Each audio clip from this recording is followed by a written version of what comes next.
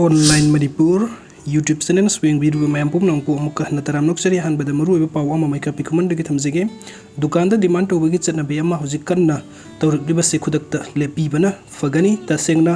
awat pado haibi ulupa tara tara khaina raga lak lak mating pangjege awat pado message ta haibi ro haina mai ka pikuman na phungduk piri aduga mathengi update asina aigi ipa laisram samusing sahi humpu laifam na wangkhai yonglan lairak hariba asi tang kunipan tha tara nthoi inkut 2023 numidang pung mapan dagi thokibadagi hojik pawg mafam khangdana mangkhre kanagumbna thengnabirabadi manakna police station natragna machanupi engonda paw haibiru haijerba machanupi laisram ningon pukram bam ongbi alpana contact number 7005320628 mayamgi awaman matik sana katchagani haina phungtokpiri aduga mathangi update asna commissioning ceremony of Indian Naval Ship Imphal gi maruiba moment karane ain hoji ucheriba photo singasi aduga mathangi update asna lisipriya kangujam dagini imanung sibika mikup ama imana tattana haibibu wafam se isa langlen nahakti imana poksabi khaktani nahakti miyamgi oirabani wa yamna ngangba yade fattaba miga onsinna kanu kalakpa yami khongthang haina thangu nahakki marup natragana khongloi amana karigumba ahenba achievements ama phangkhibada apenba nungaiba phongdokpiu nahakkisu matam lakhini khanna hotnaba lepkanu asumbagi damak isor leibani thaksi khasi discipline yaudaba miyoi di phana soba miyoi oiduna so punsida maithiba nongmadi soidana nangani school da namanaba tinnabada kaidonongda ai aduni adani haiba yade students amo ina marup amo ina khwaidagi khangdaba haitaba amugum ozana takpa munna tagadabani marup sing nungsina tinnagadabani punsida maipak ke haibadi matam time bu ikai khumnaba sangi nahakna phaba chama tawrabasu mikup ama khungthang ama soibada nahakki punsi mangadoribani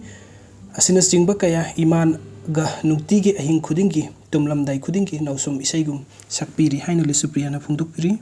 aduga mathangi update sina arambai tengul de kile khutchege thokliba lan asina maram oirga mayum makai yum chakraba lanjennerba irecha mayam asigi yengtuna aikhoina mamang de gisu hodun ningon chakoba amadi makhal amatagi kumai harau khuding mak tawbidana ba haijaduna lagli makha tarakpada lagli ba bye bye amasung new year numit asida laur sugar season aduna law khongba kumai harau tawba amasung picnic na singba satpa tawbidana ba arambai tengul unit 21 gi maikai degi akan ba wafon thamjari ba wafam asi thugaiduna chatlam ba miyoi group adu arambai tengul na pirakpa chairagdan di adu masana yana lau jagadabani yai fare hairi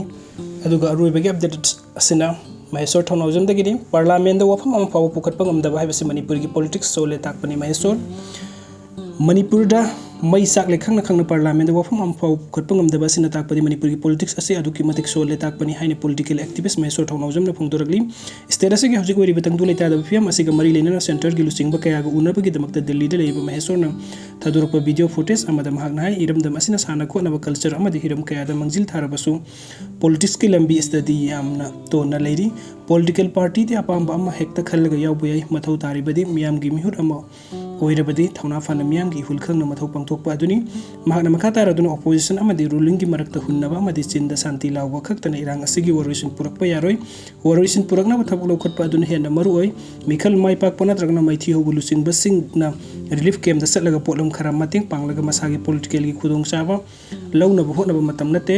pot chai mating pangbaduna miyam na pen kadabna te relief camp da lanjina dun leiribasing asi masa masagi mafam da hanjil halduna tangdu leitana lehenba amadi economic blockade sing asi handuk handuna miyam gi tangai fadana sangdaba yadaba polam sing pusilakpa yana bu khungtang lokat piyu